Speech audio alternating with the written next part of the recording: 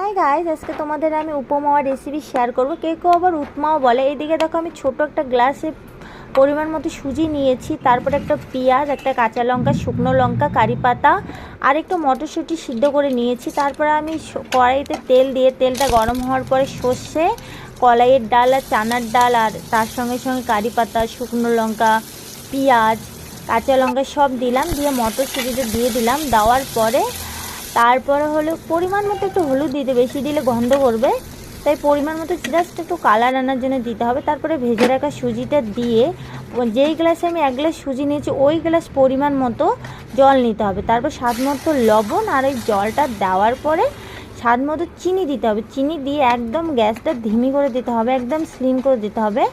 সিম করে দেওয়ার পরে এটাকে ঢেকে রাখতে হবে 5 মিনিট। আর তোমাদের আমার ভিডিও কীরকম লাগে, যদি ভালো লেগে থাকে তাহলে আমার পেজটাকে ফলো করে